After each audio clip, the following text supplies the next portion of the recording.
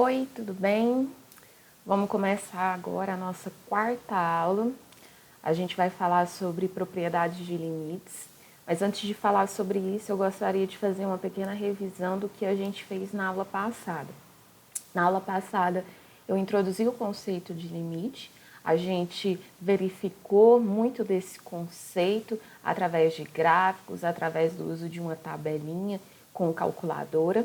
A gente viu que calcular o limite de uma função num ponto é nada mais do que calcular os valores daquela função naqueles valores próximos daquele ponto.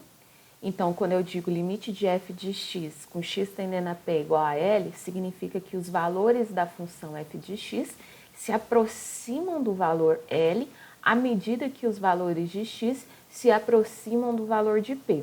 Lembrando que não necessariamente a gente pega e está olhando o ponto x igual a p.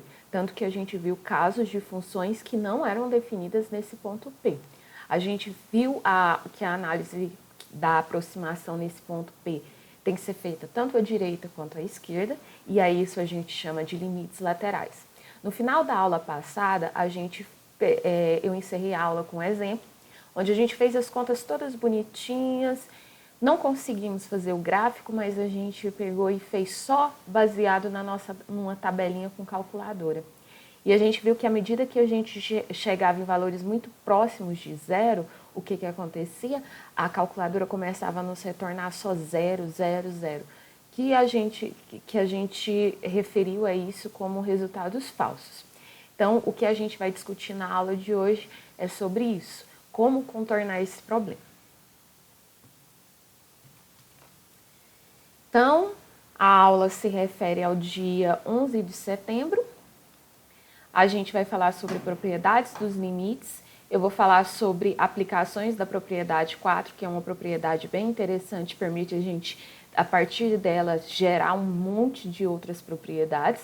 E eu vou encerrar a aula falando sobre o teorema do confronto. Então, como eu disse na aula passada, o nosso problema foi, a gente calculou o limite de uma função, e a gente calculou esse limite totalmente baseado no que a gente conseguia fazer na calculadora. E a gente viu que para alguns valores a gente obteve o resultado 1/6, e quando a gente pegou valores realmente bem pequenos, a gente viu que a calculadora começou a retornar a 0. E surgiu a dúvida de qual que seria o resultado desse limite, 0 ou 1/6. Na realidade, o limite realmente é 1/6, tanto que a gente vai fazer esse limite aqui hoje na aula, mas por que a calculadora começou a retornar esse resultado 0? Esse tipo de resultado a gente chama de resultados falsos porque chega um limite para a calculadora trabalhar. A calculadora, ela pega e ela tem um limite em relação à quantidade de dígitos, então chega a um ponto que ela atinge o limite, então uma forma dela responder que ela atingiu o limite é sempre retornando esses valores falsos. Então, aquele 000 que ela retornou era mais uma mensagem de, por favor, me deixe em paz. Vá lá, aprenda suas propriedades de limite, me deixe em paz. Então, seguindo os conselhos da calculadora, hoje a gente vai estudar as propriedades de limite, que basicamente vai ensinar a gente como a gente calcular um limite, tá? Sem precisar de tabelinha, nada disso. Mas, para falar sobre limite, eu vou falar sobre dois limites especiais. Na aula passada, eu utilizei dois esquemas, né? Que foi o gráfico e uma tabela de valores. Eu vou pegar aqui e eu vou estudar dois limites que eu estou chamando de especiais, que são limites que são fáceis da gente verificar que eles são verdadeiros, tanto pelo aspecto visual no gráfico, quanto pela calculadora, que a calculadora não vai me retornar valores falsos. Então, o primeiro desses é a função constante y igual a k. Então, eu desenho aqui para você o gráfico da função y igual a k. A função k, esse k aqui, ele é constante. Nossa, minha mão está escorregando. Espera aí, um minuto. Deixa eu trocar aqui. Então, k aqui é constante.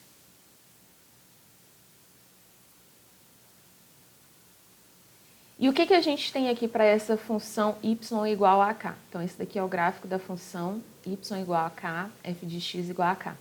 Então, quer dizer que ela é uma reta constante nesse ponto k. O que acontece com essa função que a gente pode perceber? Eu quero calcular o limite de k com x tendendo a p, ou seja, eu quero saber o que acontece com a função constante à medida que os valores de x se aproximam de p.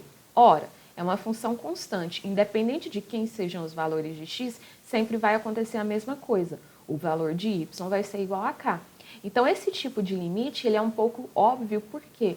Por causa que, como ela é a função constante, eu sei que para qualquer valor aqui, pode ser valor mais distante de P ou valor próximo de P, a minha função vai retornar sempre os mesmos valores, ela vai sempre retornar os mesmos valores porque é uma função constante. Então, a minha conclusão é que o limite de k com x tendendo a P é k. Esse é o primeiro limite especial que a gente tem. Então, o limite da constante, independente de qual é o ponto, é igual à própria constante. Se você pegar e também utilizar, fazer os cálculos com a calculadora, você vai ver que sempre, como ela é a função constante, ela sempre vai retornar o mesmo valor. Então, eu não preciso me preocupar com o limite da calculadora ou a limitação do gráfico, tá? Porque a parte visual convence a gente bem disso. O outro limite especial que a gente tem é da função y igual a x. O que acontece com a função y igual a x? Então, o que significa calcular o limite de x com x tendendo a p? Significa fazer o seguinte, eu quero saber o que acontece com os valores da função f de x igual a x, à medida que eu pego os valores de x próximos de p. Bom, o valor que eu pegar aqui, um certo x1, a imagem que ele vai me retornar é o próprio x1. Por causa que o que a imagem dessa função faz? Ela repete o x. Então, a imagem da função é o próprio parâmetro x. Então, a imagem do ponto x1 é o próprio x1. Se eu pego um ponto x2 aqui próximo de P, a imagem dele vai ser o próprio x2. O ponto P, a imagem dele é o próprio P. Se eu pego um outro ponto aqui, x3, ele está próximo de P. Ele pega e, quando eu calculo a imagem dele, é o próprio x3. E por aí vai. Você consegue notar que esses valores que estão aqui no eixo y, todos eles estão se aproximando da imagem que é o ponto P. Então, daqui eu tiro outra conclusão, que o limite de x com x tendendo a P é igual a P. Ou seja, os valores da minha função f de x igual a x, eles se aproximam de P toda vez que os valores de x também se aproximam de P. Então, esses dois limites que são bem fáceis de você se convencer na parte visual, eles são aqueles que a gente vai chamar de limites especiais e são através deles que a gente vai conseguir ferramentas para o cálculo do limite de funções mais complicadas. Então, sabendo desses dois limites, que o limite da constante é a própria constante e o limite de x com x tendendo a p igual ao próprio p, a gente vai eu enuncio aqui as propriedades dos limites que são propriedades mais gerais. Então, primeiro, k é uma constante e eu tenho o limite de duas funções. Eu estou falando de duas funções aqui, a função f de x e a função g de x. E eu falo para você que o limite dessas funções, para pegar e fazer todas essas propriedades aqui, eu tenho que ter certeza que essas duas funções que eu estou trabalhando, o limite dessas funções exista nesse ponto, tá? Em que caso o limite de uma função não existe? Por exemplo, o caso em que os limites laterais são diferentes. No caso que os limites laterais são diferentes, a gente viu que a função ela vai indo para valores próximos do ponto P, ela vai indo para direções diferentes. Então, isso significa que o limite dela não existe. Então, esse é um exemplo de limite que não existe. Aqui eu estou exigindo que esse limite exista. E eu preciso que esses dois limites existam para fazer as seguintes propriedades. Primeiro, quando eu tenho uma soma de funções e eu quero calcular o limite dessa soma, eu posso separar esse limite. Ou seja, quando eu tenho uma soma de funções e preciso calcular o limite, eu posso fazer o seguinte, calculo o limite de cada uma dessas funções, então calculo o limite de f de x, calculo o limite de g de x e depois eu somo essas duas funções, tá? Essa é a ideia aqui. Quando eu tenho o limite de f de x menos g de x, então aqui já é a diferença. O que eu posso fazer quando eu estou falando de diferença de funções? Bom, quando eu tenho a diferença de funções, eu posso fazer o seguinte: eu calculo o limite de cada uma dessas funções separado e depois eu faço a subtração. E se for uma constante multiplicando a minha função? Então, o limite de uma função multiplicada por uma constante é nada mais do que você fazer o seguinte: calcula o limite dessa função primeiro e depois multiplica a constante. E se for um produto de funções? Então, eu preciso calcular o limite de uma função que é um produto de outras duas. O que eu faço? Calculo o limite de cada uma delas separadas e depois eu multiplico o resultado desse limite. E se for uma divisão? Bom, calculo o limite de cada uma delas separado e depois eu faço a divisão. Aqui eu tenho que prestar bastante atenção, por quê? Por causa que eu tenho uma exigência importante aqui. O denominador, ele não pode ser igual a zero. Então, nesse caso aqui, o limite dessa função aqui, ele tem que ser diferente de zero. Então, essa propriedade 5 tem um fator adicional aqui para a gente poder aplicar ela. A gente só pode aplicar ela quando esse denominador aqui for diferente de zero. Em suma, o que eu estou falando? Quando você tem uma soma, você pode separar a soma. Quando você tem uma subtração, você pode separar a subtração. Quando você está multiplicando por uma constante, você pode colocar essa constante do lado de fora. Quando você tem uma multiplicação, você pode separar a multiplicação. E quando você tem a divisão, você também pode separar a divisão, desde que o denominador seja diferente de zero. Então, vamos pegar e ver o que a gente tem mais aqui. E vamos depois fazer mais alguns exemplos. Vamos fazer alguns exemplos, né? Mas não, porque eu não fiz nenhum ainda. Mas eu quero chamar a atenção para essa propriedade 4, antes de fazer alguns exemplos aqui com vocês. Então, essa propriedade 4, ela fala sobre o produto de duas funções. O que eu quero fazer agora? Imagina que em vez de f de x vezes g de x, eu tivesse f de x vezes o próprio f de x. Ou seja, o que eu estou falando aqui? Suponha que o g de x seja igual a f de x. Então, a função g e a função f são iguais. Como que se comporta essa propriedade 4 nesse caso? Bom, se eu tomo f de x igual a g de x nessa propriedade 4, a minha propriedade 4 ela se comporta da seguinte forma. O limite do produto é o produto dos limites. Então, eu posso separar o limite. O que isso significa? F de x vezes f de x é f de x ao quadrado. Então, o que eu tenho desse lado é limite de f de x ao quadrado. E aqui é o produto de duas coisas iguais. E o produto de duas coisas iguais, então, o produto de A vezes A é um certo A ao quadrado. Quem que está fazendo o papel do A? Todo esse limite aqui. Então, eu tenho que o produto de duas coisas iguais é essa coisa elevada ao quadrado. Então, o que significa isso daqui? A gente obtém uma outra informação adicional relacionada à propriedade 4. Que quando você tem uma função elevada ao quadrado, o que você pode fazer? Você calcula o limite dessa função primeiro, e depois que você calculou o limite, é que você eleva ao quadrado. E se eu tivesse, em vez de 2 fatores multiplicando, eu tivesse 3 fatores multiplicando? Igual esse caso aqui. Eu tenho 3 fatores multiplicando. Aquela propriedade 4 pode ser aplicada outras vezes. Então, aplicando ela outras vezes, significa que eu posso separar esse produto aqui, dessas 3 parcelas da função, em 3 parcelas de produto de limites, que são esses daqui. E eu tenho desse lado aqui que f de x vezes f de x vezes f de x é a minha função f de x elevada ao cubo. E o que eu tenho desse lado direito é o produto de 3 coisas iguais. O produto de 3 coisas iguais é aquela coisa elevada ao cubo. Então, agora eu não tenho só o quadrado. Agora, se eu tiver uma função elevada ao cubo, eu posso fazer o seguinte: eu calculo o limite dessa função primeiro e depois eu elevo ao cubo. E isso é interessante porque eu posso pegar e generalizar isso, fazer isso para qualquer expoente aqui, e eu coloco aqui para qualquer inteiro positivo, eu posso fazer isso. Do mesmo jeito que eu posso fazer para f de x ao quadrado, fx ao cubo, eu também posso fazer para f de x à quarta, f de x à quinta, fx à sexta. Então, para qualquer expoente que seja inteiro positivo.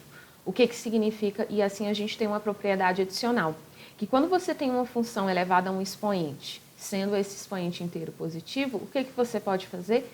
Calcula o limite dessa função primeiro e depois eleva esse resultado àquele expoente.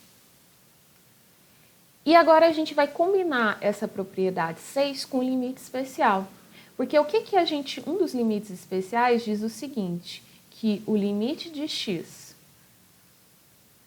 com x tendendo a p é igual ao próprio p. Então, o que eu tenho aqui nessa propriedade é o seguinte, quando eu tenho o limite de x elevado a n com x tendendo a p, de acordo com essa propriedade 6 acima, o que eu posso fazer? Eu posso calcular primeiro o limite da função, e depois que eu calculo o limite dessa função, é que eu elevo ela a essa potência n. Bom, mas esse limite de x com x tendendo a p, eu sei quanto que é esse limite. Isso daqui é um limite especial, o resultado desse limite é p. Então, aqui é p elevado a n. Isso daqui eu estou dando o nome de uma outra propriedade, que é a propriedade 7, que é uma coisa que a gente vai utilizar com muita regularidade, então eu já vou dar um nome especial para ela. Então, limite de x elevado a n com x tendendo a um ponto é aquele ponto elevado àquele expoente, a n. Então, vamos colocar aqui todo o nosso conhecimento, todas essas propriedades em prática, tá? A ideia é pegar e vou resolver cada uma desses limites aqui, utilizando essas propriedades e justificando eles baseados somente nessas propriedades. Então, primeiro, letra A. Limite de 2x ao quadrado menos 3x mais 4 com x tendendo a 5. Bom, o que eu tenho aqui? Eu tenho soma e subtrações de função. É a primeira coisa que eu tenho. De acordo com as minhas propriedades 1 e 2, quando eu tenho soma e subtração de funções, eu posso separar essa soma e essa subtração. Então, aqui eu vou separar a soma e a subtração de acordo com as propriedades 1 e 2. Então, fica assim, limite de 2x ao quadrado com x tendendo a 5, menos limite de 3x com x tendendo a 5, mais limite de 4 com x tendendo a 5.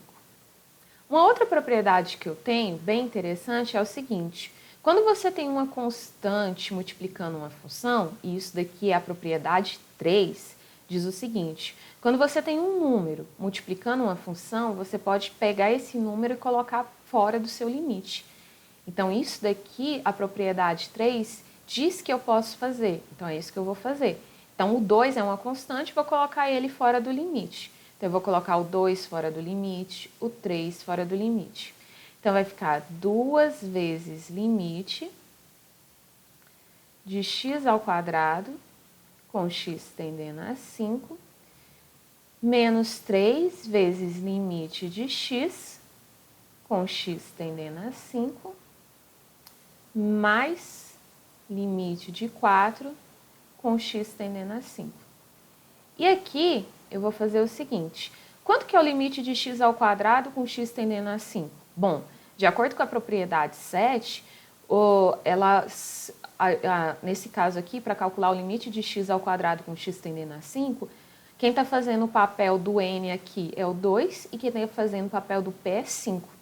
Então, de acordo com a propriedade 7, o limite de x ao quadrado com x tendendo a 5, então aqui é a propriedade 7, diz que limite de x ao quadrado com x tendendo a 5 é nada mais do que pegar esse ponto e elevar ao quadrado. Então, aqui já fica 2 vezes 25. Menos 3 vezes limite de x com x tendendo a 5, isso daqui é o limite especial. Limite de x com x tendendo a 5 é o próprio ponto. Então, é 5. Então, fica menos 3 vezes 5. Mas, limite de 4 com x tendendo a 5 é outro limite especial, porque 4 é uma constante. O limite da constante é a própria constante 4. Então, aqui eu vou repetir o 4. Então, aqui, 2 vezes 25, 50. 3 vezes 5, 15. 50 menos 35 dá... 50 50 menos 15 dá 35, 35 mais 4, 39. Esse é o resultado do nosso limite. Então, quer dizer que a função f de x igual a 2x ao quadrado menos 3x mais 4, os valores dessa função se aproximam de 39 quando eu pego valores de x próximos de 5. Vamos fazer a letra B, que é uma divisão. Então, eu vou copiar aqui, limite com x tendendo a menos 2, de x ao cubo mais 2x ao quadrado, menos 1, dividido por 5 menos 3x. Bom, a primeira coisa que eu sei é que isso daqui é uma divisão. E uma das minhas propriedades de limite sobre divisão, ela diz o seguinte, que a propriedade, sim, que quando você tem uma divisão, você pode separar essa divisão, desde que o denominador seja diferente de zero. Então, vamos separar essa divisão aqui. Eu só posso separar a divisão se esse denominador, então eu só posso fazer isso daqui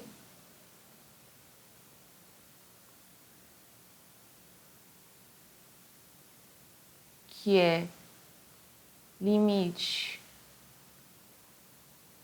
de x ao cubo mais 2x ao quadrado menos 1 com x tendendo a menos 2 dividido por limite de 5 menos 3x com x tendendo a menos 2, eu só vou poder fazer isso se o meu denominador for diferente de zero. Então, eu tenho que verificar que esse limite que aparece no denominador é diferente de zero. Então, vamos calcular ele aqui no rascunho. Limite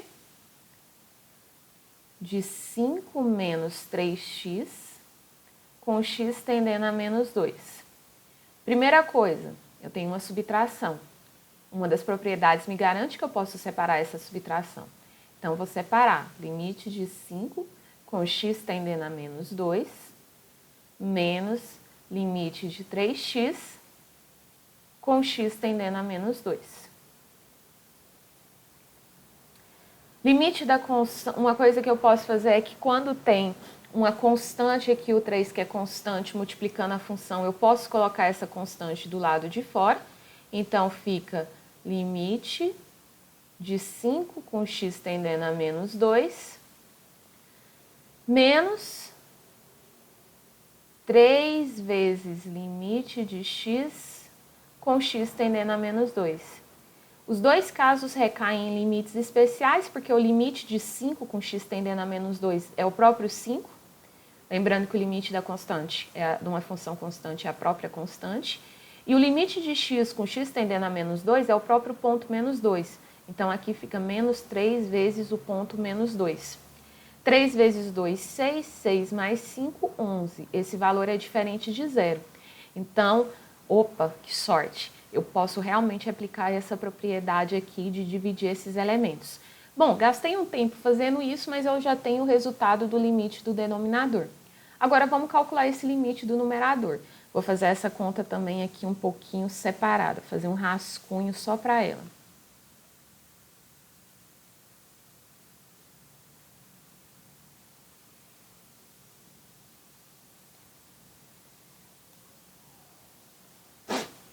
Então, aqui vamos calcular limite de x ao cubo mais 2x ao quadrado menos 1 com x tendendo a menos 2.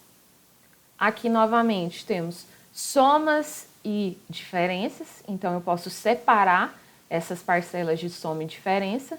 Então, vai ficar limite de x ao cubo com x tendendo a menos 2, mais limite de 2x ao quadrado com x tendendo a menos 2, mais limite de menos 1 com x tendendo a menos 2. Bom, limite de x ao cubo com x tendendo a menos 2, a gente também sabe calcular isso porque é a propriedade 7. Quando você tem x elevado a um expoente, o limite disso é nada mais do que pegar aquele ponto e elevar o expoente. Então, o limite de x elevado ao cubo é o ponto menos 2 elevado ao cubo. Mas essa constante eu coloco aqui do lado de fora, então fica 2 vezes limite. Vamos ser organizados e deixar para calcular todos os limites no final, tá?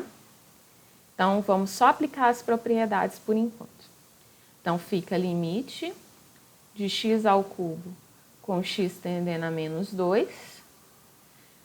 Vou colocar a constante do lado de fora, limite de x ao quadrado com x tendendo a menos 2, mais limite da constante com x tendendo a menos 2.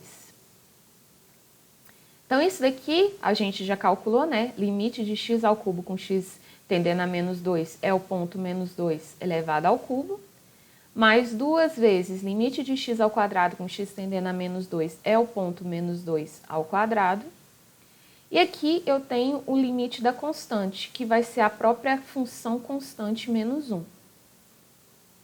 Então, fazendo as contas aqui, menos 2 ao cubo dá menos 8, menos 2 ao quadrado, 4 vezes 2, 8, mais com menos 1 dá menos 1, e o resultado final aqui é menos 1. Então, utilizando essa informação aqui, que eu vou chamar de 1, e essa informação que eu vou chamar de 2, então aqui eu vou escrever isso. Utilizando as informações 1 e 2, o meu resultado é o seguinte: para o numerador, o resultado foi menos 1, e para o denominador, o resultado foi 11. Então, essa função x ao cubo mais 2x ao quadrado menos 1 dividido por 5 menos 3x, ela se aproxima de menos 1 sobre 11 à medida que os valores de x se aproximam de menos 2. Bom, gente, você vai ver que eu peguei e fiz com o máximo de detalhes possíveis cada uma desses cálculos de limite. Não peguei, substituí tudo e já fiz as contas de uma vez, porque a gente está no início. Então, é bom a gente fazer as coisas com calma, até ter certeza que a gente está conseguindo dominar bem todas essas propriedades. Aliás, eu vou passar uma lista de exercícios só sobre propriedade de limite, para ter certeza que vocês vão aprender a manipular bem essas propriedades, para quando a gente avançar nos nossos estudos, você não cometer erros básicos em relação a essas propriedades. Então, vamos para mais um exemplo aqui. X ao quadrado menos 1 sobre x menos 1 com x tendendo a 1. Então, eu quero saber o que acontece com a minha função f de x igual a x ao quadrado menos 1 dividido por x menos 1, à medida que os valores de x se aproximam de 1. Deixa eu escrever aqui f de x. Não, deixa eu apagar e depois eu escrevo isso. Então, eu quero saber o que acontece com os valores dessa função. Você olha que eu chamo a atenção que isso daqui é uma divisão. E assim como eu fiz no exemplo anterior, a gente vai querer, a primeira coisa a tentar fazer aqui é aplicar a propriedade 5, que é a da divisão. Então, a gente vai fazer isso. A gente viu isso no exemplo anterior, então vamos fazer. Então, isso daqui é limite.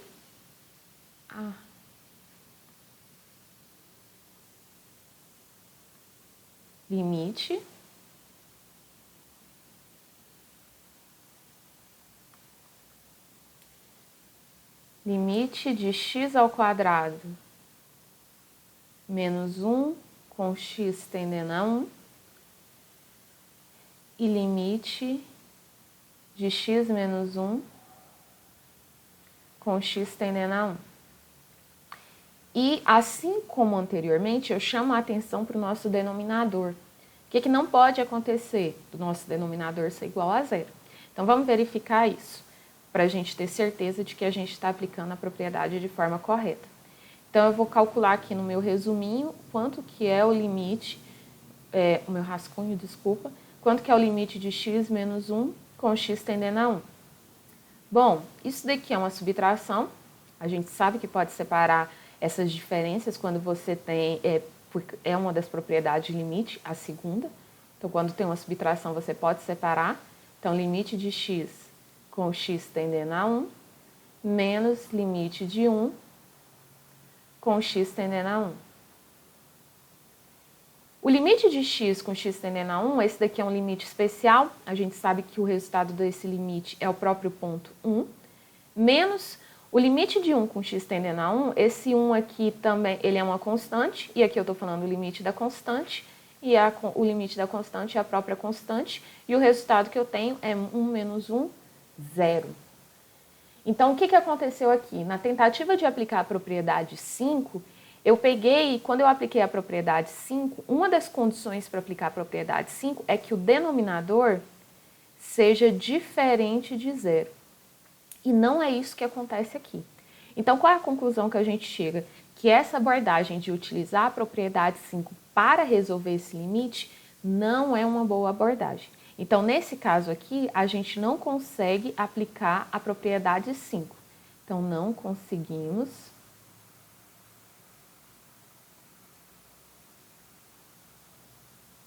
aplicar a propriedade 5. Então, o que nos resta fazer, já que a gente não pode utilizar a propriedade 5? Bom, eu vou chamar a atenção para você, então eu vou chamar aqui, eu tenho essa função aqui, f de x igual a x ao quadrado menos 1 sobre x mais 1. E agora eu vou dar uma função para você, que é uma função chamada g de x igual a x mais 1. E a minha pergunta é, o que a função f e a função g têm em comum? Qual é a relação entre as duas funções f e g? Bom, a relação é o seguinte, pega a sua função f de x aqui, x ao quadrado menos 1 sobre x mais 1. Uma coisa que eu posso fazer nesse numerador é fatorar esse polinômio. Então, eu posso escrever esse x ao quadrado menos 1 como o produto de x menos 1 por x mais 1.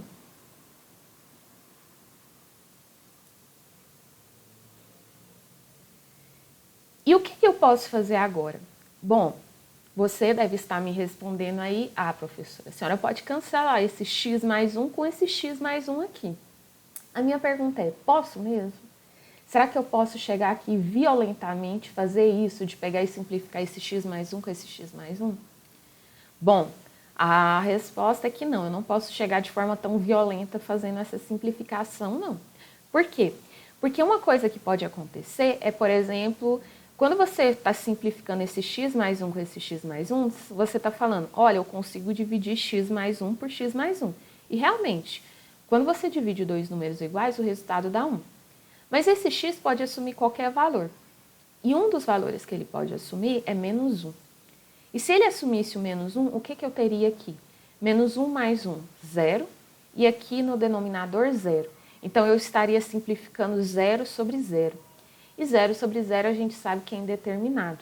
Então, esse negócio de simplificar aqui, eu só vou fazer isso com a condição de que x é diferente de menos 1. Essa é... Opa, gente, copiei a função errada. Aqui o denominador, eu copiei a função errada. Vamos corrigir isso, gente, vamos corrigir. Vamos apagar. Ai, por isso que é ruim não ter aula com aluno. A gente pega e erra e nem vê que errou. Aqui, ó, eu copiei a função errada.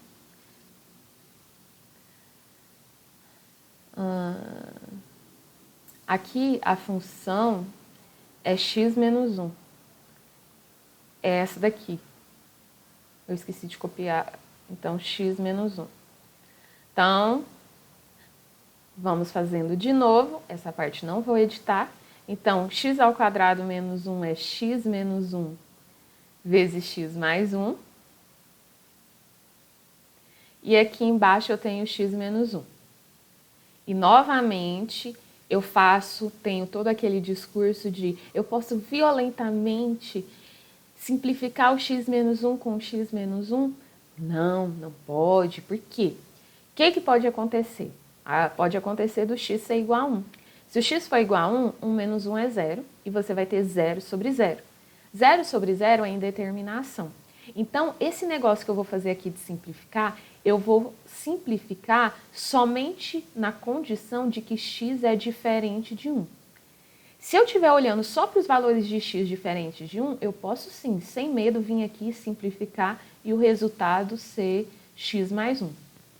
Então, f de x, uma outra forma de escrever a função f de x igual a x ao quadrado menos 1 sobre x menos 1 é escrever ela como x mais 1, desde que x seja diferente de 1. Mas essa função x mais 1 é nada mais do que o que eu chamei de função g de x. Então, eu tenho a seguinte informação. Então, note que eu não peguei essa função g de x assim do além, não. Teve um motivo para eu pegar ela aqui. A minha conclusão é que as funções f de x,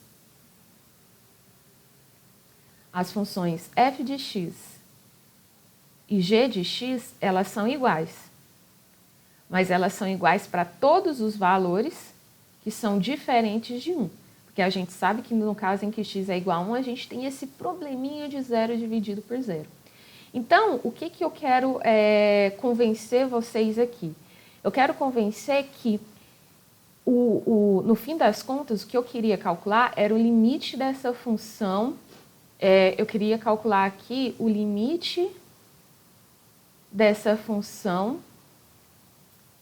x ao quadrado menos 1 sobre x menos 1 com x tendendo a 1. Então, o que é isso? É calcular o que acontece com os valores da função f de x à medida que x se aproxima de 1. Lembrando que no caso do limite, eu estou olhando nos valores próximos de 1, mas não iguais a 1. Então, nesse ambiente aqui do limite, eu não estou olhando para os pontos iguais a 1. Mas eu acabei descobrindo aqui que essa função f de x, essa daqui é a minha função f de x, ela é igual à minha função g de x nos pontos que são diferentes de 1. Então, em vez de calcular o limite dessa função, eu vou calcular o limite de uma função igual a ela, que é a função x mais 1. Novamente, por que eu vou fazer isso? Porque essas duas funções são iguais, mas elas são iguais em pontos próximos, elas são iguais em pontos que são diferentes do ponto 1. E no caso do limite, eu estou calculando o limite para valores próximos de 1, diferentes de 1. Então, não tem problema substituir uma função por outra, afinal, elas são iguais nessa região que eu estou procurando. Então, em vez de calcular o limite dessa função, eu vou calcular o limite dessa outra função que não tem determinações e é bem mais simples de calcular. Eu tenho aqui uma soma, então separa a soma, limite de x com x tendendo a 1, mais limite de 1 com x tendendo a 1. O limite do x com x tendendo a 1 é um limite especial, o resultado disso é 1. E o limite da constante é a própria constante, então eu tenho 1 aqui também, e 1 mais 1 é igual a 2. Então, eu estou falando que essa função aqui, à medida que os valores de x se aproximam de 1, os valores da função se aproximam de 2. E é aqui que a gente tem uma afirmação que vai ajudar a gente bastante para casos como desse exemplo.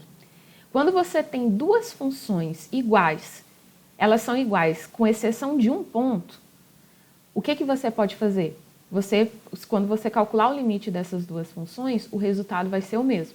Então, se eu tenho duas funções, f de x e g de x, elas são iguais em todos os pontos, exceto no ponto que eu vou calcular o limite. Quando eu calculo, eu posso calcular o limite das duas funções, e quando eu calcular o limite dessas duas funções, eu sei que os resultados vão ser iguais, afinal as funções elas são iguais. Lembrando que eu vou calcular o limite neste ponto aqui, tá?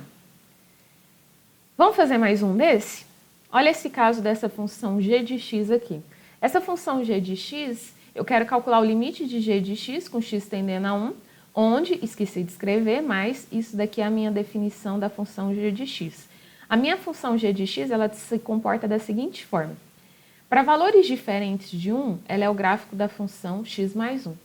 E para o valor x igual a 1, ela é nada mais do que o ponto π. Depois eu vou fazer o gráfico dessa função. Então, como eu vou calcular o limite de g de x com x tendendo a 1? Bom, lembro a vocês o seguinte, que que o que é esse limite? Eu quero saber o que acontece com a minha função em valores próximos de 1, mas não iguais a 1. Então, eu estou falando em valores diferentes de 1. Como que é o comportamento da minha função em valores diferentes de 1? Bom, em valores diferentes de 1, ela assume essa aparência aqui. Então, no fim das contas, calcular esse limite de g de x é calcular o limite de x mais 1 com x tendendo a 1. E esse limite eu calculei aqui anteriormente, no exemplo anterior, limite de x mais 1 com x tendendo a 1, deu 2. Olha que coincidência, ou talvez não, que esse limite que eu fiz aqui é o mesmo limite que eu fiz no exemplo anterior. Afinal, o que tem essa função f de x igual a x ao quadrado menos 1 sobre x menos 1 e essa função g de x definida dessa forma, o que elas têm em comum? Vamos olhar o gráfico das duas funções. Primeiro, eu tenho o gráfico da função g de x igual a x mais 1, com x diferente de 1, e π se x igual a 1. Então, como que a gente faz o esboço desse gráfico? Para x diferente de 1, eu vou desenhar a reta y igual a x mais 1. Lembra que y igual a x mais 1 é uma função polinomial de primeiro grau, então eu já sei que o gráfico é uma reta. Para desenhar essa reta, eu só preciso marcar 2 pontos aqui. E foi o que eu fiz. Só que tem uma coisa que eu chamo a atenção aqui. No ponto x igual a 1, que é esse ponto aqui, essa função, eu vou desenhar essa reta em todos os pontos, mas todos os pontos diferentes de 1. Eu chamo a atenção que no ponto x igual a 1, essa reta ela não está definida. Aqui, essa lei de formação está dizendo isso, que é x mais 1 em todos os valores diferentes de 1. Então, para ressaltar que ela não está definida nesse ponto x igual a 1, o que eu vou fazer? No ponto x igual a 1, eu vou fazer essa bolinha aberta, para dizer que essa reta, que essa função g de x não tem esse valor nesse ponto. Só que o que acontece no ponto x igual a 1? No ponto x igual a 1, a imagem é o valor π. Então, no ponto x igual a 1,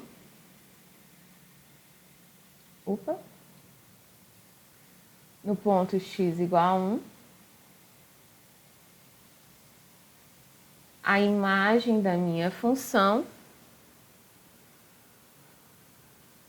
é o valor π.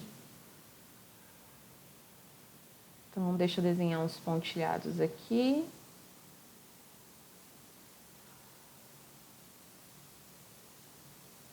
Então, aqui é o valor π. Então, bem estranha essa função, né?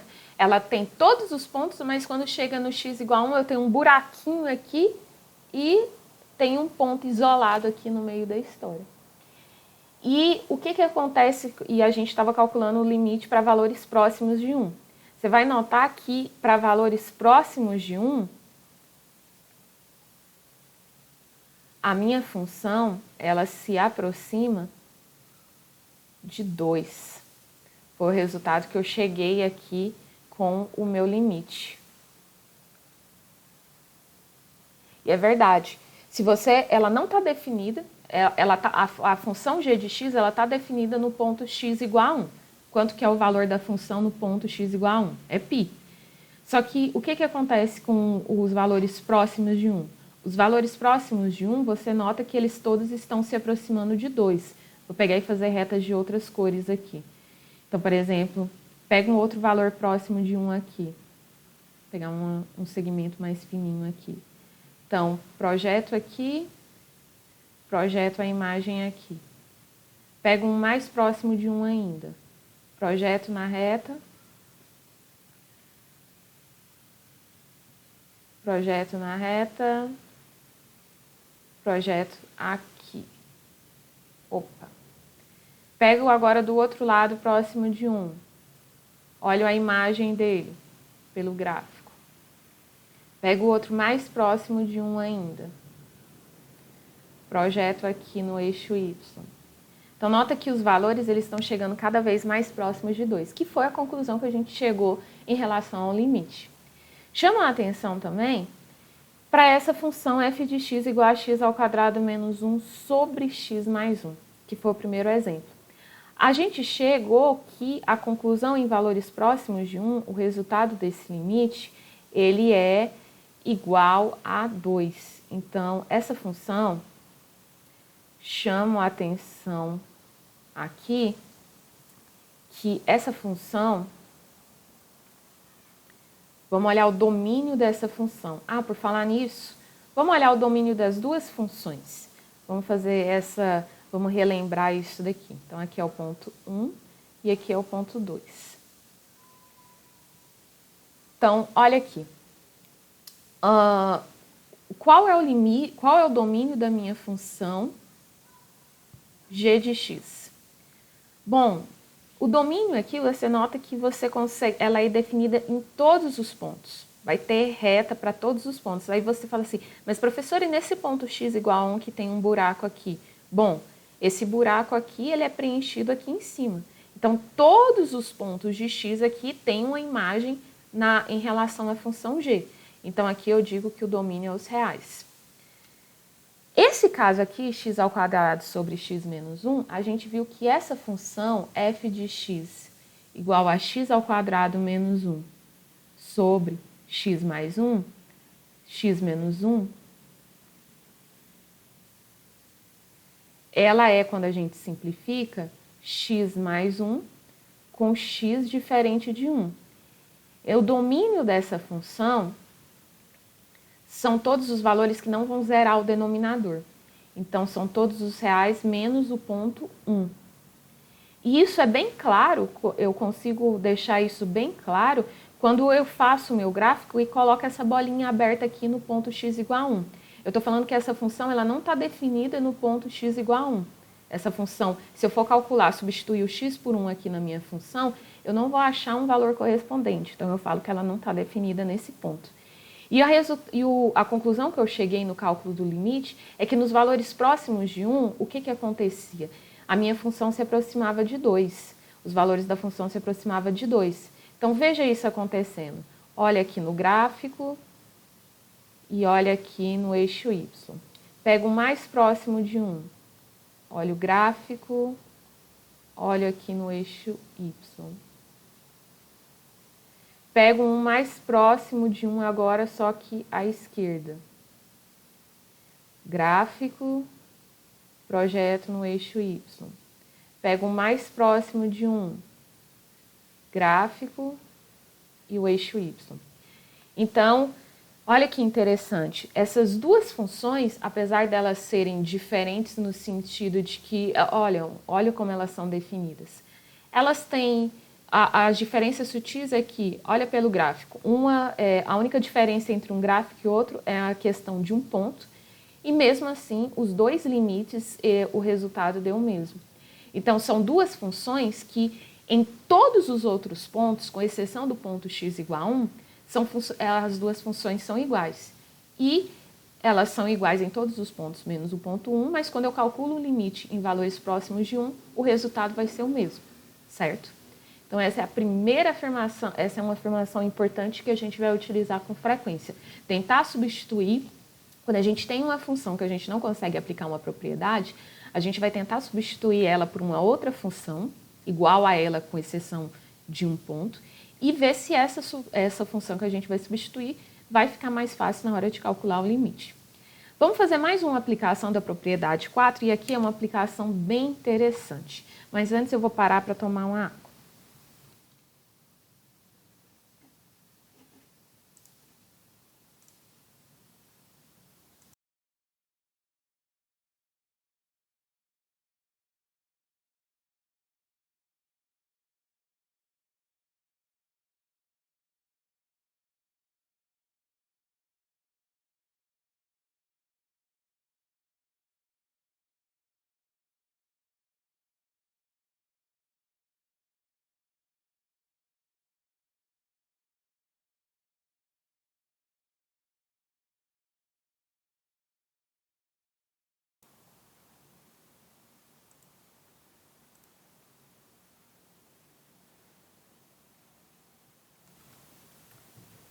Então, vamos continuar aqui. Estava falando sobre a propriedade, outra aplicação da propriedade 4, e essa é uma aplicação envolvendo, novamente, a gente vai juntar agora o limite especial e essa propriedade 4. Então, eu começo com o limite especial, limite de x com x tendendo a p. Então, o que eu vou fazer agora? Eu vou pegar esse x que aparece aqui no meio, esse x que aparece aqui, eu posso separar ele como o seguinte produto: raiz de x vezes raiz de x. Raiz de x vezes raiz de x é raiz de x ao quadrado, e eu posso simplificar os índices aqui. Então, por isso que o resultado é o próprio x. Então, posso separar desse jeito. Aqui eu estou olhando o x positivo, tá? Para poder aplicar essa propriedade. Então, limite de x com x tendendo a p, eu posso escrever como tirar esse x e escrever como esse produto, raiz de x vezes raiz de x. E como isso daqui é um produto, eu posso usar a propriedade 4 e separar esse produto. Então, fica limite de raiz de x vezes limite de raiz de x. Ora, eu tenho o produto de duas coisas iguais. Quando eu tenho o produto de duas coisas iguais, eu consigo escrever isso como aquela parcela elevada ao quadrado. Então, isso daqui vai ser o limite de raiz de x ao quadrado. Então, esse daqui é o que eu chamo de a, isso daqui é o que eu chamo de a, e isso aqui no final é o a ao quadrado. E sendo uma outra coisa que eu posso fazer é para eliminar esse quadrado aqui de cima, eu vou tirar a raiz dos dois lados. E o resultado que eu obtenho no final é que limite de raiz de x com x tendendo a p é igual a raiz de p. Ou seja, quando eu quero calcular o limite, eu posso fazer o seguinte. Então, o que diz essa informação aqui? Quando eu preciso calcular o limite de raiz de x com x tendendo a p, o resultado ser igual a raiz de p, quem que é o p aqui? O p, deixa eu escrever isso aqui embaixo, que não faz sentido escrever isso aqui em cima. Então, quem que é o p? Olha aqui na linha de cima. O p é o limite de x com x tendendo a p. Então, no fim das contas, eu estou falando o seguinte para você. Quando você tem que calcular o limite da raiz quadrada, você pode fazer o seguinte. Você calcula o limite de x primeiro e depois tira a raiz quadrada, tá? E se fosse, do mesmo jeito que eu separei esse x em duas parcelas, eu posso separar ele em três parcelas. Raiz ao cubo, raiz cúbica de x vezes raiz cúbica de x vezes raiz cúbica de x. E pela propriedade 4 eu posso separar esses produtos. E agora eu tenho três parcelas de produto do mesmo elemento. Então, o que é isso? Vai ser esse elemento elevado ao cubo. E com o objetivo de cancelar esse cubo, eu tiro a raiz cúbica dos dois lados e o que me retorna é esse valor aqui. E usando novamente o que está na linha 1, isso daqui eu posso escrever como raiz cúbica, esse p, eu substituo por limite de x com x tendendo a p. Então, eu estou falando que aquilo que eu podia fazer para a raiz quadrada, eu também posso fazer para a raiz cúbica. Então, isso vale não só para a raiz quadrada, raiz cúbica, raiz quarta, raiz quinta, desde que seja um inteiro positivo, tá? Então, quando eu tenho uma raiz enésima, o que eu posso fazer? Calculo o limite, o que é o limite da raiz enésima de x com x tendendo a p? É você pegar e calcular a raiz enésima desse ponto p. Então, quando eu tinha o expoente, então limite de x elevado a n, o que eu fazia? Eu pegava o ponto e elevava ao expoente. Agora, quando eu tiver uma raiz enésima, eu posso fazer a mesma coisa. A raiz enésima de x com x tendendo a p é calcular a raiz enésima daquele ponto p. E aqui eu vou introduzir uma outra propriedade bem mais geral, que eu não vou explicar agora, mas vou explicar na próxima aula. Mas a gente vai querer utilizar essa propriedade para fazer o próximo exemplo. Qual propriedade que é? É a propriedade que diz que isso daqui que a gente fez na propriedade 8 não vale só para a função y igual a x. Vale para qualquer função f de x. Então, toda vez que eu quero calcular o limite de uma raiz enésima de uma função, o que eu faço? Eu calculo o limite da função primeiro e depois eu calculo a sua raiz enésima. Tá? Vamos aplicar isso e a gente vai aplicar essa propriedade com o exemplo que a gente tinha feito na aula passada e que deixou a gente com dúvida se ele estava certo ou errado. Eu vou pegar e se você for tentar aplicar aqui, você vê que é uma divisão e você tenta aplicar a propriedade da divisão aqui. Quando você vai tentar aplicar a propriedade da divisão, isso eu vou fazer aqui na linha de cima,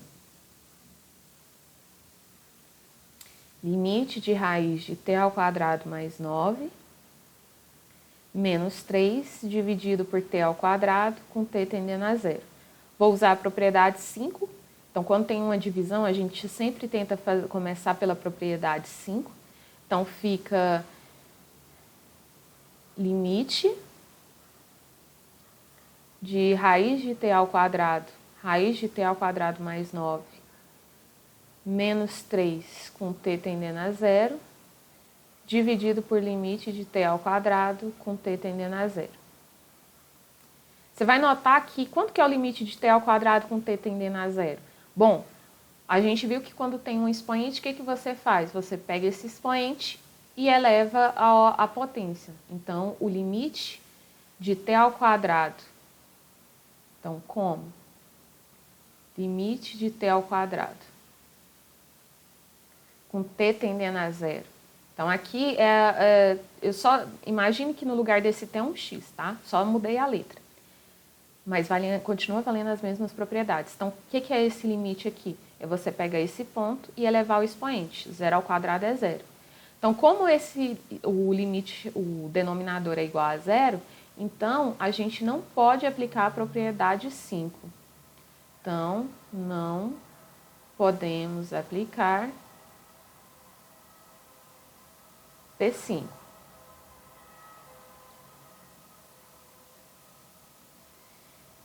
Então, a gente vai ter que procurar uma outra abordagem. Quando a última vez que isso aconteceu, da gente pegar e não conseguir aplicar a propriedade 5, o que a gente tentou fazer? A gente tentou fatorar um polinômio, que era aquele x ao quadrado menos 1 sobre x menos 1. A gente tentou fatorar aquilo, então tentou utilizar propriedades envolvendo a função, para pegar e melhorar um pouco a cara dessa função. Só que essa função que aparece aqui é uma função que tem uma raiz quadrada. Não é um polinômio, igual a gente tinha antes. Então, que tipo de propriedade eu posso aplicar quando eu tenho uma raiz quadrada? Bom, uma coisa que você pode fazer, e está na nossa lista de exercício, é racionalizar essa expressão. O racionalizar, a gente geralmente associa ele com a ideia de quando aparece uma raiz quadrada no denominador. Mas a gente pode fazer isso também no numerador. A gente faz isso, às vezes, para pegar e ajudar a gente nas contas. Então, é isso que eu vou fazer aqui. Eu vou pegar e vou racionalizar esse numerador. Ou seja, eu vou multiplicar e dividir pelo mesmo termo. Que termo é esse? O que eu chamo de conjugado, que é t ao quadrado mais 9 mais 3, vezes raiz de t ao quadrado mais 9 mais 3. Então, eu multiplico e divido pelo conjugado do numerador, que é o termo que tem a raiz quadrada. O que é o conjugado? A única coisa que diferencia o conjugado é esse sinal aqui, tá? E por que eu multiplico pelo conjugado? Por causa que quando uma das propriedades interessantes de produto notável é o seguinte: quando você tem um produto de dois termos conjugados, como esse daqui, uma coisa que você pode fazer, o produto deles é o quadrado do primeiro menos o quadrado do segundo. Então, é com o objetivo de aplicar isso daqui, é que eu multiplico pelo conjugado. Então, quem que está fazendo o papel do A aqui? Essa raiz aqui e o B esse 3. Então, A é essa raiz e o B é esse 3. Então, quem que vai ser esse produto? O A ao quadrado, então raiz de t ao quadrado mais 9 ao quadrado, menos o b ao quadrado, ou seja, 3 ao quadrado. E eu multiplico agora, então multiplico numerador com numerador e denominador com denominador.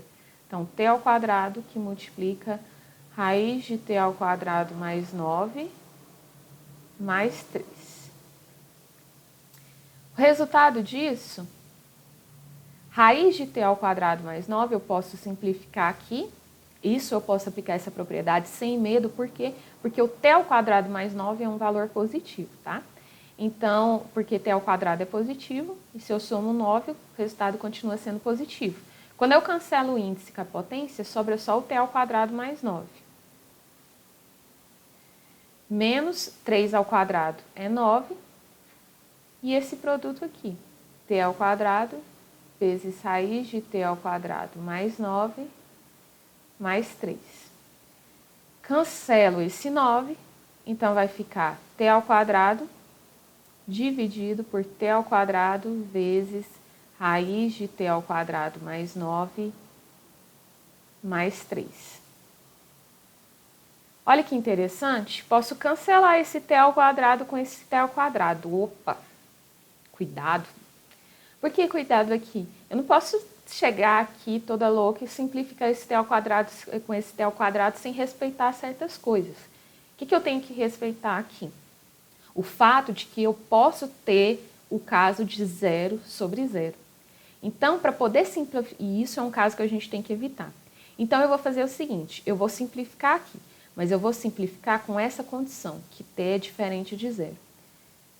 Então, eu coloco essa condição aqui para dizer o seguinte, olha, quando eu simplifico aqui, eu tenho essa função aqui, mas esse resultado, ele só está valendo quando eu olho t diferente de 0. Então, é o mesmo caso que a gente tinha feito no exemplo anterior. Eu peguei a minha função f de t e consegui escrever ela de outra forma. Mas, então, eu tenho que essa função aqui, então, a minha conclusão é que Opa! Que coisa que fica gravando toda hora.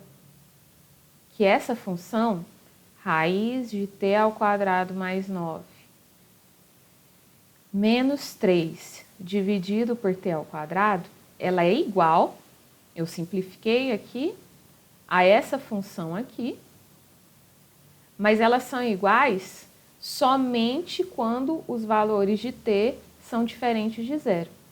Então, de acordo com a afirmação que eu tinha falado anteriormente, calcular o limite dessa função aqui é a mesma coisa que calcular o limite dessa outra função aqui. Então, calcular esse limite é igual a calcular esse limite. Lembrando que eu estou fazendo esse cálculo em valores próximos de 0, que é o nosso ponto problema aqui. Então, eu só posso calcular esse limite para esses valores aqui. Então, o que eu faço agora? Vou aplicar de novo a propriedade 5. Então, eu estou trocando esse limite por esse outro limite. E como que eu vou calcular esse limite aqui dessa função? Bom, utilizando a propriedade 5, vamos tentar manter um nível de organização aqui. Deixa eu ver se eu tenho espaço aqui para frente.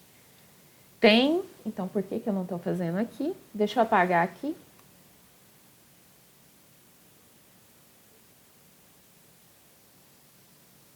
Então, vamos para o próximo slide, para não ficar muita informação aqui. Então, limite de raiz quadrada de t ao quadrado mais 9 menos 3 dividido por t ao quadrado, com t tendendo a 0. Calcular esse limite é a mesma coisa de calcular o limite dessa função aqui. 1 sobre raiz quadrada de t ao quadrado mais 9 mais 3 com t tendendo a 0. Vimos que eu posso fazer isso porque essas duas funções são iguais em todos os pontos, menos no ponto t igual a 0. E eu lembro aqui que na hora de calcular o limite, eu estou interessada em valores próximos de 0, mas diferentes de 0. Então, por isso que eu posso fazer isso. Para proceder com esse limite, o que eu vou fazer agora? Eu tenho uma divisão, então eu vou pegar e aplicar a propriedade 5 relacionada à divisão. Então, fica limite de 1 com t tendendo a 0, limite de raiz de t ao quadrado mais 9 mais 3 com t tendendo a 0. Vou pegar esse limite aqui no denominador e calcular ele no cantinho aqui, para a gente pegar e não ficar repetindo a mesma coisa toda hora. Então, como calcular esse limite aqui de raiz de t ao quadrado mais 9 mais 3, com t tendendo a 0. Bom, é uma soma. Primeira coisa, separa a soma. Então, fica limite de raiz de t ao quadrado mais 9, com t tendendo a zero, mais limite de 3, com t tendendo a zero. Veja que aqui eu tenho uma raiz quadrada. Então, vamos lembrar de uma propriedade bem interessante aqui, que é a propriedade 9, que diz o seguinte: esse n aqui pode ser qualquer número inteiro. Então, por exemplo, ele pode ser 2. Então, o que diz essa propriedade? Que, no caso do n igual a 2, quando você vai calcular o limite da raiz quadrada de uma função, o que você pode fazer? Você calcula o limite dessa função primeiro, e depois você pega e calcula a raiz quadrada dela. E é isso que a gente vai fazer nessa propriedade aqui. Então, eu vou calcular o limite do t ao quadrado mais 9 primeiro. E depois eu vou calcular a raiz quadrada. Então, isso daqui é a propriedade 9 que eu usei aqui. Mais limite de 3 com t tendendo a zero. Você já podia calcular esse limite da constante, mas eu não quero. Então, aqui fica a raiz quadrada. Limite de t ao quadrado mais 9, eu posso separar a soma. Então, limite de t ao quadrado com t tendendo a zero, mais limite de 9 com t tendendo a zero, mais limite de 3 com t tendendo a zero. O limite de t ao quadrado com t tendendo a zero, a gente sabe que é zero, calculou no slide passado. Então, aqui vai ficar como raiz quadrada de zero mais limite de 9 com t tendendo a zero é 9, porque é um dos limites especiais, limite da constante. Limite de 3 com t tendendo a zero é o 3, porque também é uma constante. Então, aqui eu tenho raiz de 9, que é 3, 3 mais 3, 6. Vou chamar isso daqui de estrela. Então, a minha conclusão aqui, usando a minha afirmação estrela ali, é que o limite da constante é a própria constante, então limite de 1 é 1. E aqui o denominador eu já calculei, 6. Que é exatamente o resultado que a gente tinha calculado na aula passada, ufa. Quer dizer que realmente, ufa não tão ufa, né? Porque agora a gente sabe que não pode confiar cegamente na calculadora. Uma lição foi aprendida. Vamos calcular o limite agora do módulo de x com x tendendo a zero. Bom, a função modular é uma dessas funções lindíssimas. Vamos lembrar da definição de módulo? Então, a definição de módulo eu falei na aula passada já. O módulo de um número é o próprio número, se esse número é positivo, e menos esse número, se esse número for negativo. Então, talvez esse limite dessa função não seja tão interessante assim. Nota que para essa função modular, eu não consigo utilizar nenhuma das minhas propriedades. Eu não tenho uma propriedade relacionada com módulo. Então, o que eu vou recorrer aqui? Eu vou recorrer à minha definição de módulo. Então, eu vou lembrar o que significa realmente essa função módulo de x. Bom, ela significa o seguinte, que ela é definida de duas formas. No pedaço que é positivo, ela assume a cara da função y igual a x. E no pedaço que ela é negativo, ela assume a cara da função y igual a menos x. Então, ela tem dois comportamentos em valores próximos de zero. Como ela tem dois comportamentos em valores próximos de zero, então eu vou pegar e olhar os limites laterais. Então, eu vou pegar e fazer essa divisão. Vou olhar o que acontece para os valores positivos e vou olhar o que acontece para os valores negativos. Então, eu tenho que separar nessas duas linhas de trabalho. Então, primeiro para os valores de x, que são maiores que zero. Ou seja, eu estou falando dos valores que estão à direita. Então, o limite do módulo de x com x tendendo a zero, aí aqui eu vou colocar um maisinho, por quê? Porque eu estou falando em valores maiores do que zero, tá? Então, para esses valores maiores do que zero, como que fica a minha função módulo? Bom, para valores maiores que zero, a minha função módulo fica dessa forma aqui. Fica igual ao próprio x. Então, aqui é limite de x com x tendendo a zero pela direita. Ou seja, para valores maiores que zero. E esse daqui é um limite especial. O limite da função, no limite de x com x tendendo a um ponto é o próprio ponto. Então, vai ser o próprio zero aqui, tá? Lembrando que esse zero mais não é um número, só está dizendo que eu estou falando de valores positivos, tá? E no caso negativo? No caso negativo, eu vou ressaltar isso com o símbolo de menos aqui na hora de calcular o meu limite. Então, esse zero menos significa o seguinte, que eu estou olhando para os valores que são menores do que zero.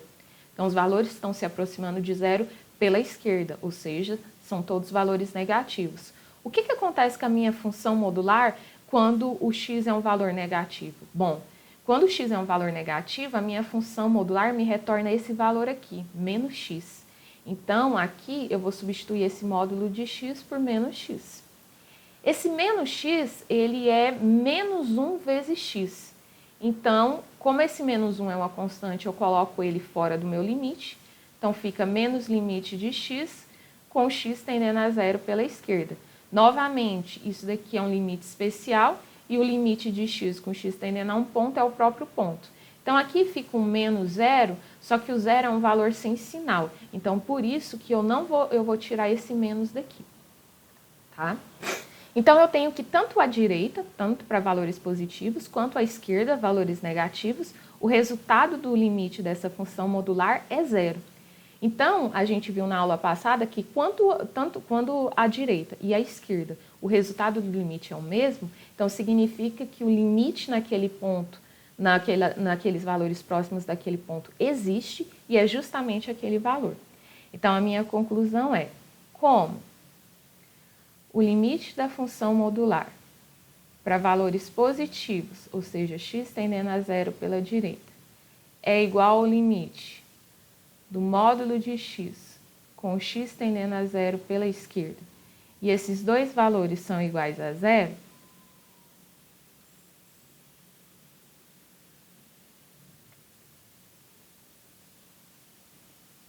então, o limite nos valores próximos daquele ponto, então o limite da função modular em valores próximos de zero, ele existe e é igual a esse zero aqui.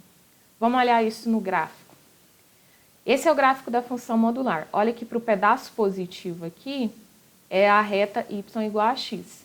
E para o pedaço negativo é a reta y igual a menos x. Vamos olhar o que acontece nos valores próximos de zero aqui. Então, eu tenho aqui, o zero está aqui nessa interseção, então eu vou pegar um valor próximo. Olha aqui a imagem dele.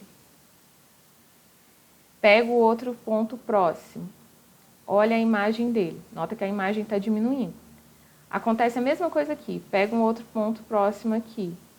Olha a imagem dele. Pego um outro ponto próximo aqui. Olha a imagem dele.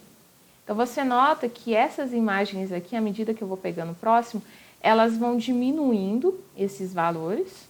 Vão diminuindo, diminuindo, diminuindo, até chegar aqui no ponto y igual a zero. Então, eu estou falando que em valores próximos de zero, a função modular retorna os valores próximos de zero também. Vamos fazer mais esse exemplo aqui e a gente dá um outro intervalo. Então, f de x igual a raiz de x menos 4, com x positivo, x maior que 4, e 8 menos 2x com x menor que 4. Eu quero saber informações do limite de f de x com x tendendo a 4. Aqui é uma situação bem parecida com o que aconteceu com a função modular. Essa função f de x, ela tem dois comportamentos, para valores maiores do que 4 e para valores menores do que 4. Então, eu vou calcular o limite nessas duas situações. Primeiro, eu vou calcular o limite para valores maiores do que 4. Então, eu estou falando em calcular o limite de f de x com x tendendo a 4 pela direita, ou seja, eu estou olhando para valores maiores que 4. Qual que é a cara que a minha função assume para valores de x maiores que 4? Ela assume essa cara aqui, raiz de x mais 4. Então, eu vou substituir esse f de x por raiz de x menos 4. E vou calcular o limite dessa função para esses valores aqui. Quando eu pego e já faço essa substituição, você pode pegar e omitir esse sinal de mais aqui, porque já está bem claro que você está olhando só para os valores maiores do que 4 por causa da função aqui, tá? Mas se você tiver essa dificuldade, coloca o maisinho aqui, tá? O que acontece agora? É uma raiz quadrada e a gente viu que quando tem uma raiz quadrada e você precisa calcular o limite, o que você faz? Calcula o limite dessa parte que está dentro e depois calcula a raiz quadrada. Então, isso daqui é o limite de x menos 4, com x tendendo a 4 pela direita, e depois eu tiro a raiz quadrada. O limite de x menos 4 eu posso separar como limite de x com x tendendo a 4 pela direita, menos limite de 4 com x tendendo a 4 pela direita. O limite de x com x tendendo a 4 é o limite especial, então o resultado disso é o próprio ponto, que é 4. Novamente, não existe essa questão de 4 mais só significa que são os valores maiores do que 4, tá? Não é um número, não. Menos limite de 4 com x tendendo a 4 é o limite da constante, que é o próprio 4. 4 menos 4, 0, e raiz de 0 é 0. Então, calculei para os valores maiores do que 4. Agora, eu vou fazer a mesma análise, só que para os valores menores do que 4, ou seja, limite de f de x com x tendendo a 4 pela esquerda. O que acontece com a minha função nos valores menores do que 4? Para valores menores do que 4, ela assume essa aparência da reta 8 menos 2x. Então, eu vou trocar esse f de x por 8 menos 2x, porque eu estou olhando para os valores menores do que 4. E o que eu faço agora? É uma subtração. Posso separar essa subtração. Então, fica limite de 8 menos limite de 2x com x tendendo a 4. O 2, que é uma constante, eu posso colocar ele fora do meu limite. Então, fica limite de 8 com x tendendo a 4 pela esquerda, menos 2 vezes limite de x com x tendendo a 4 pela esquerda. Limite da constante é a própria constante, então o limite de 8 vai dar o próprio 8. O limite de x com x tendendo a 4 pela esquerda é o limite especial, dá o próprio ponto. Então, fica menos 2 vezes 4, que é 8 menos 8, 0. Então, o que aconteceu? Tanto a direita quanto a esquerda, a gente teve o mesmo resultado. Então, a minha conclusão é que esse limite, ele existe e é exatamente o mesmo valor. Então, como limite de f de x com x tendendo a 4 pela direita é igual ao limite de f de x com x tendendo a 4 pela esquerda, e os dois resultados são iguais a 0, então a minha conclusão é que o limite de f de x com x tendendo a 4, ele também vai ser igual a 0. Vamos olhar o nosso gráfico como ele fica? Olha aqui o limite dessa função. Esse daqui é o 4. Para valores maiores do que 4, é a cara da função y igual a raiz de x menos 4. E para valores menores do que 4, é a reta y igual a 8 menos 2x. Esqueci de falar isso, mas o que está acontecendo aqui? Aqui é maiores que 4 e menores que 4. Nota que a minha função ela não está definida no ponto x igual a 4. Então, por isso que eu desenhei essa bolinha aberta aqui no ponto x igual a 4 aqui, tá? Nesse ponto, a minha função, nesse ponto de encontro entre essas duas curvas, é uma bolinha aberta. Se você olhar aqui, a gente olhar a questão dos valores próximos de 4, vamos olhar aqui. Pegue, por exemplo, se eu pegasse o 5. Deixa eu pegar e marcar o 5 aqui, a tentativa de marcar o 5 aqui. Então, eu vou marcar o 5 aqui. Então, marcando o 5, eu tenho o seguinte. O 5, a imagem dele aqui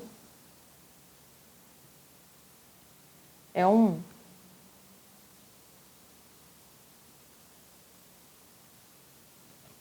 E eu vou pegando outros valores próximos. Então, eu pego... Deixa eu mudar essa cor aqui. Então, pego um valor aqui mais próximo. Olha a imagem dele. Pega um mais próximo ainda. Olha a imagem dele. Nota que as imagens estão diminuindo. Pega um mais próximo ainda do 4. Olha a imagem dele. Pega um mais próximo. Olha a imagem dele. Então, essas imagens estão diminuindo, se aproximando do y igual a 0, que é esse pontinho aqui. E o mesmo acontece do lado esquerdo, que eu nem vou tentar fazer, porque talvez se eu colocasse um vermelho, vamos ver. Então, pega esse ponto aqui, projeto aqui.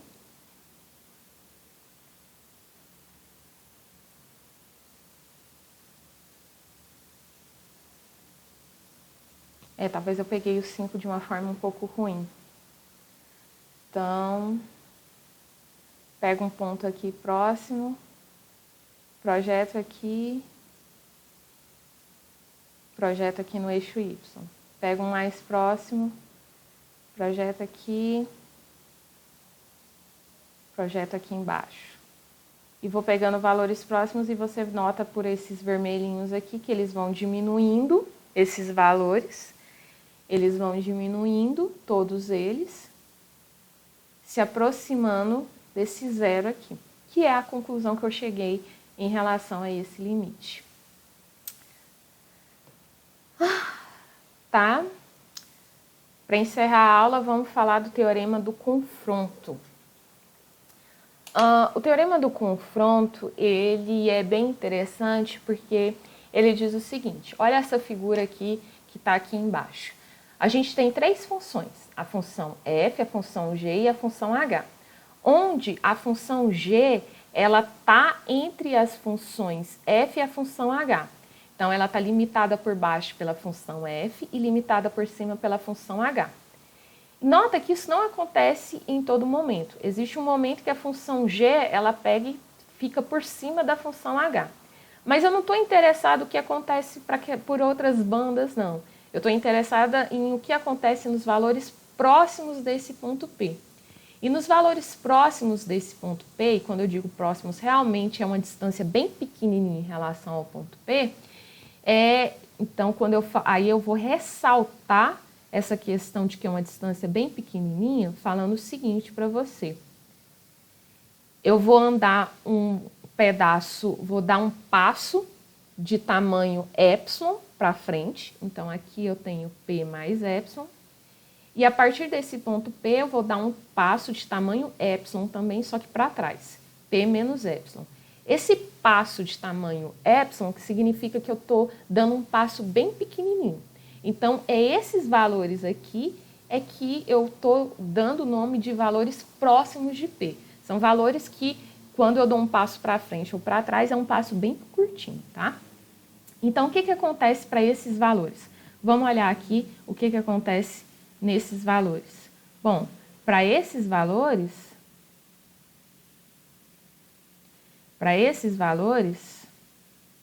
vamos fazer uma casinha aqui. O que acontece com esses valores? Bom, o que acontece limitado entre esses valores é o seguinte, que a minha função g, que é essa de rosa, está entre as funções f e h. E o que acontece? Que é aí que vem o teorema do confronto. Que se você tem que essas duas funções que estão na ponta aqui, a função h e a função f, elas têm o mesmo limite, então você fala que essa função do meio, que é a função g, ela vai ter o mesmo limite das outras duas. Então, eu estou falando o seguinte, se você tem uma função limitada entre outras duas, se essas outras duas elas estão caminhando por uma certa direção, essa função que está no meio, ela não tem outra escapatória a não ser caminhar para o mesmo caminho que essas outras duas.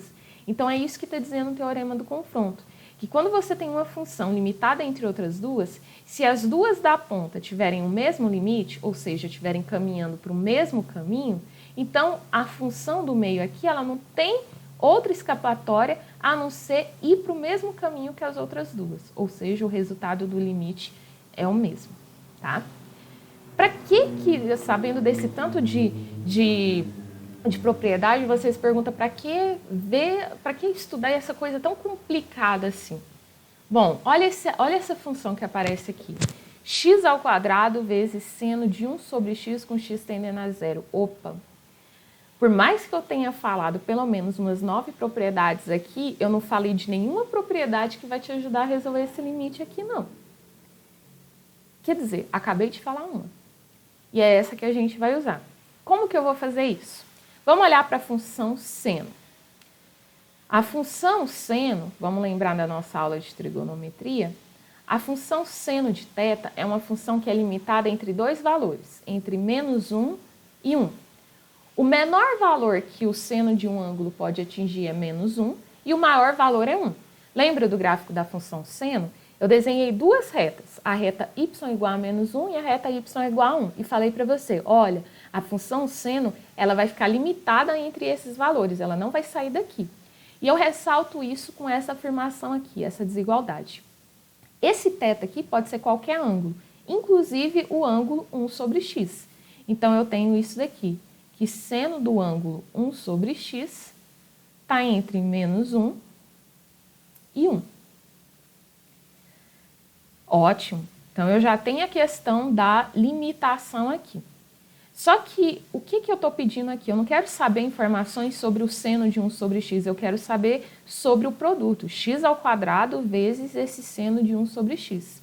Então, o que eu vou fazer agora? Eu vou multiplicar por x ao quadrado. Todos os termos dessa desigualdade aqui, eu vou multiplicar por x ao quadrado.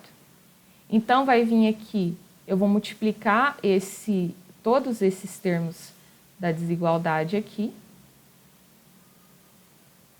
pelo x ao quadrado. Uma coisa interessante de desigualdade é o seguinte, que quando você multiplica, então aqui eu vou multiplicar por x ao quadrado, vou multiplicar por x ao quadrado e vou multiplicar por x ao quadrado. Aí você fala, mas isso é uma desigualdade, eu posso multiplicar pela mesma coisa dos dois lados? Pode. Pode, desde que não precisa se preocupar com o sinal quando isso é positivo. Então, por exemplo, quando você tem uma desigualdade, x menor ou igual a y, e eu vou multiplicar pelo termo negativo, tipo pelo z negativo. Quando eu multiplico por um termo negativo, o que acontece com essa desigualdade? Ela vai trocar o sinal. Então, esse menor ou igual passa a ser maior ou igual. E se fosse esse z, que eu vou multiplicar dos dois lados, fosse um valor positivo? Aí, a desigualdade é mantida. Então, fica x vezes z menor ou igual a y vezes z. Então, em relação à multiplicação de sinais aqui, a única coisa que eu tenho que me preocupar é se o sinal do termo que eu estou multiplicando. Como x ao quadrado é um termo positivo, então eu posso multiplicar e vou manter essas desigualdades aqui nessa mesma direção. Então, vai ficar menos 1 vezes x ao quadrado menos x ao quadrado, menor ou igual a x ao quadrado, vezes seno de 1 sobre x, menor ou igual a x ao quadrado vezes 1, x ao quadrado. Então, agora eu tenho essa função aqui, limitada por outras duas. Vamos relacionar isso com o teorema do confronto? A função que está no meio, eu vou chamar ela de função g de x, e as funções que estão nas laterais são chamadas de f de x e h de x. O que diz o teorema do confronto? Gente, quando uma coisa recebe o nome de teorema, significa o seguinte, nela você pode confiar. São afirmações tão fortes, são afirmações muito fortes, que foram demonstradas, e apesar de que a gente pega e a demonstração dela talvez não seja interessante para vocês, mas são informações, verdades que a gente pode confiar e não precisa ter medo, tá? Então, o que diz aqui o teorema? Que quando você tem essa limitação, você tem que olhar agora o limite dessas funções laterais. Então, você olha para esse limite desses dois extremos aqui.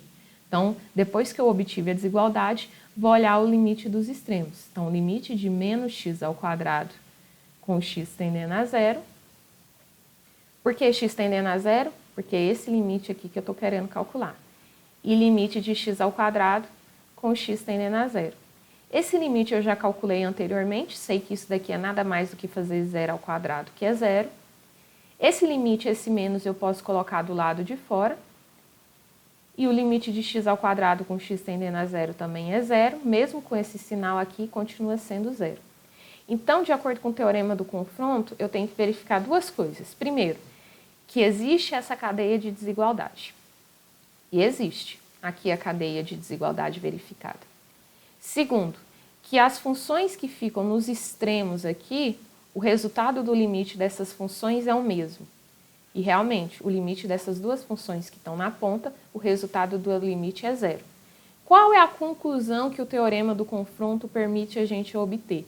Que quando são satisfeitas essas duas condições, então você pode concluir que o limite, então o teorema do confronto, você pode concluir que o limite dessa função que está aqui no meio, limite de x ao quadrado vezes seno de 1 sobre x, com x tendendo a zero, é igual a zero. Então, essa é a conclusão que eu consigo chegar graças ao teorema do confronto.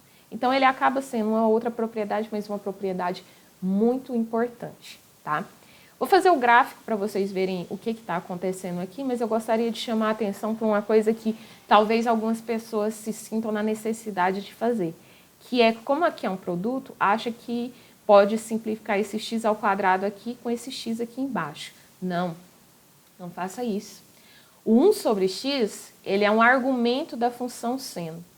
O que significa o argumento? Significa que você não vai tocar nele. Você não vai mexer, você nem vai pensar nele. Então, essa é a ideia, tá? Então, por isso que eu não posso simplificar o x ao quadrado com x. Esse 1 sobre x é um argumento da função seno. Então, ele não é um número que eu vou poder multiplicar aqui, tá?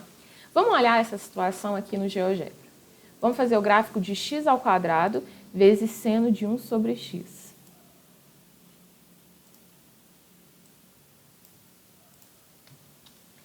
X ao quadrado vezes seno de 1 sobre x. Nossa, olha como o gráfico é ruim. Deixa eu colocar ele na menor distância possível. Menos 1. 1. Não. Menos 0,5. 0,5. Menos 1. Menos 1. Nossa, vamos aproximar ele mais ainda, porque senão a gente não vai conseguir enxergar, não. Menos 0,2.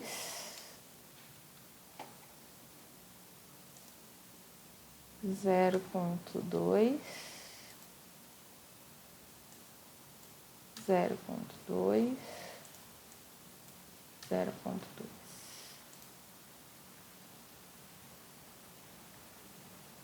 Vamos colocar mais próximo ainda. 0,02. 0,02. 0,02. 0,02.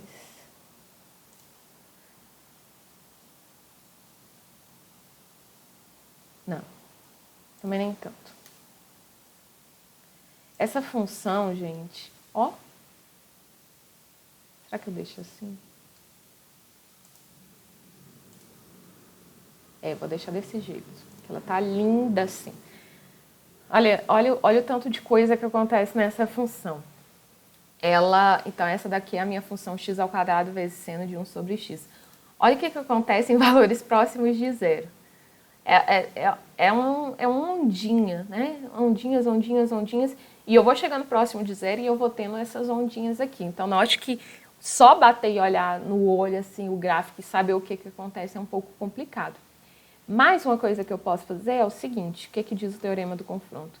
Que você pode limitar essa função, entre duas funções. Quais seriam essas funções? A função y igual a menos x ao quadrado e a função y igual a x ao quadrado, que são essas funções que eu vou deixar de uma cor mais apresentável aqui.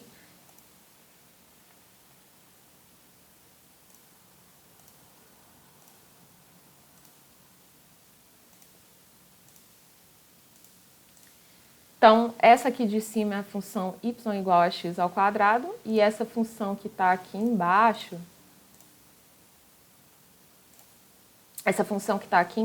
é a função y igual a menos x ao quadrado. E essa função que está de verde aqui é a função x ao quadrado vezes seno de 1 sobre x. Vamos escrever aqui. Então, y igual a x ao quadrado, y igual a menos x, y igual a menos x ao quadrado,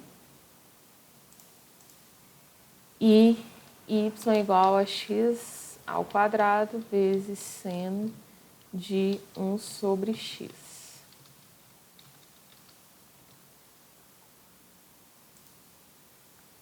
Então, essa de verde é essa função, essa daqui é essa e essa daqui é essa. Então, o que diz o teorema do confronto? Quando a gente teve essa desigualdade aqui, x ao quadrado vezes seno de 1 sobre x, entre menos x ao quadrado e x ao quadrado, o que significa essa desigualdade aqui? Significa isso daqui, que a função x ao quadrado vezes seno de 1 sobre x, ela está limitada inferiormente pela parábola menos x ao quadrado e superiormente pela parábola y igual a x ao quadrado. Continuando o teorema do confronto, o que ele diz? Que em vez de olhar diretamente para essa função, olha com o que acontece com o limite dessas funções nos extremos. Então, olha o que acontece com o limite da parábola x ao quadrado e da parábola menos x ao quadrado à medida que os valores se aproximam de zero. Bom, as duas funções, quando os valores se aproximam de zero, os valores da imagem delas também se aproximam de zero. Então, como a função verdezinha aqui, ela está presa entre essas outras duas, ela não tem escapatória se não ir para o mesmo lugar. Então, por isso que a minha conclusão é que o limite dessa função aqui, ele vai para zero. Essa é a conclusão do teorema do confronto e vai ser um teorema que a gente pode utilizar muito ele quando envolve funções trigonométricas, porque se tratando de funções trigonométricas a gente consegue fazer essa limitação. Quando utilizar o teorema do confronto? Quando você consegue primeiro estabelecer essa cadeia de desigualdade aí, que é essa daqui, essa cadeia de desigualdade aqui, tá? Quando você consegue estabelecer essa cadeia de desigualdade, é que é uma boa ideia você utilizar o teorema do confronto. Bom, eu vou encerrar a aula aqui, vou deixar com vocês aqui. Vou encerrar a aula, vou deixar com vocês uma lista de exercício, vai estar aí na nossa seção de limite, vai ser um exercício só sobre aplicação de propriedade, então vai ser umas continhas bem interessantes para fazer e realmente é para praticar. Esse tipo de coisa, gente, como a gente está exercitando a parte das propriedades, é importante que a gente faça esse exercício com frequência. Então, vai ser uma lista com uma quantidade boa de exercícios e eu espero que vocês consigam fazer todos. Então, até a próxima aula. Na próxima semana, a gente vai falar sobre continuidade de funções.